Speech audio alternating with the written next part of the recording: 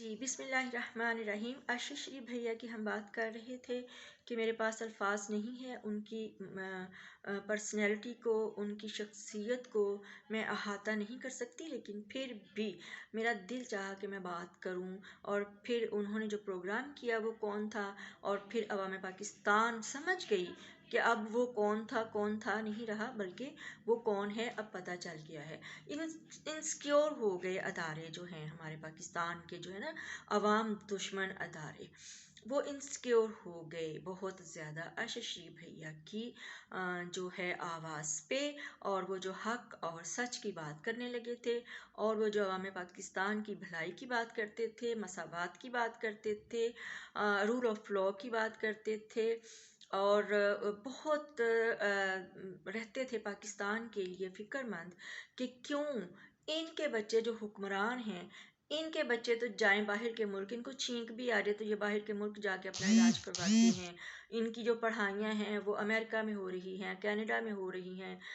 UK में हो रही हैं, जबकि वो हमारा पैसा है, हमारे उन बच्चों का, उन मासूम बच्चों का पैसा है जो चाइल्ड लेबर हैं, उनका पैसा है जो सड़कों पर झाड़ू फेरने वाले बच्चे हैं, उनका पैसा है जो जिनके हाथ में स्कूल बैग होना चाहिए, ना कि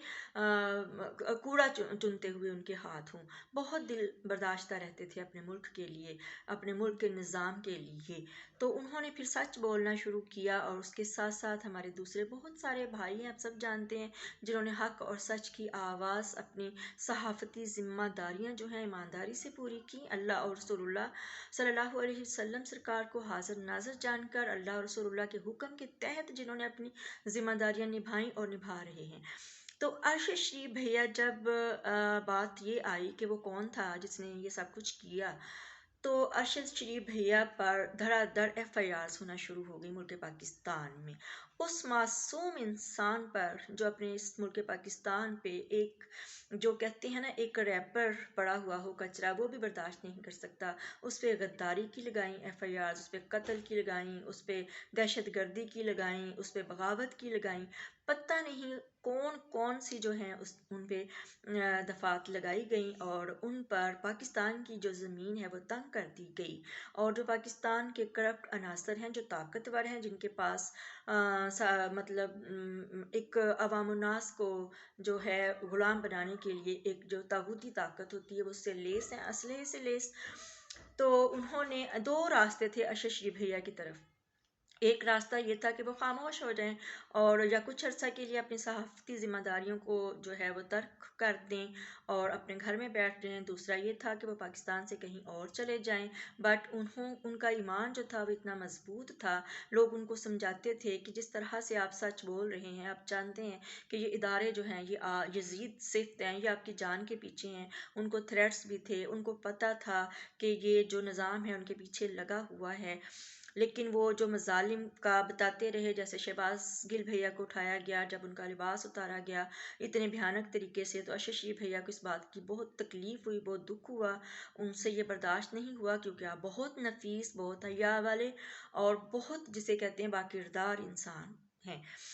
तो अरशद शरीफ भैया पर जब यहाँ की ज़मीन तंग की गई, उमरता बंदयाल को अरशद शरीफ भैया ने बताया कि चीफ जस्टिस साहब, मेरी जान को ख़तरा है, मुझे थ्रेट्स आ रही हैं, मुझे मार दिया जा सकता है। बट उन्होंने कोई एक्शन नहीं लिया, उन्होंने कोई ज़रूरी नहीं समझा कि अरशद शरीफ भैया की जान की प्रोटेक्शन की जाए। तो अरशद शरीफ भैया पर जब यहाँ से ज़मीन तंग हुई, तो लोग, उनके दोस्त उन्हें कहने लगे कि आप यूरोप कहीं किसी किसी मुल्क में चले जाएं। उन्होंने फरमाया नहीं, पाकिस्तान मेरा मुल्क है और मैं पाकिस्तान से बाहर नहीं जाऊंगा। उनके पास वीज़ा वगैरह नहीं था किसी भी यूरोप कंट्री का। तो वो यहाँ से जब उन पर बहुत ज़मीन तंग की गई, तो अपनी मुबारक आवाज़ को बचाने के लिए, अपनी जान को नहीं बचाने के लिए बल्कि अपनी आवाज़ को बचाने के लिए UAE तशरीफ़ ले गए। UAE जब गए हैं तो यहाँ के हुक्मरानों ने UAE के हुक्मरानों को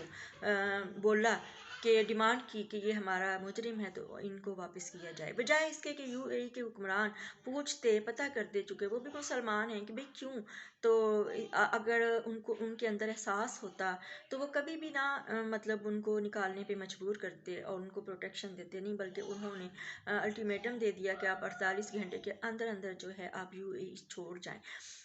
تو پھر دو راستے تھے ارشد شریف بھیا کے پاس کہ وہ پاکستان آ جائیں واپس، یا وہاں سے کہیں اور چلے جائیں، یا اپنے محض خاموش ہو جائیں، پھر ان کی نہ جان کو خطرہ نہ گھر والوں کو خطرہ۔ بٹ انہوں نے ایسا مناسب نہیں سمجھا، وہاں سے وہ کینیا جیسے ملک میں چلے گئے، کینیا کے اجاڑ میں چلے گئے،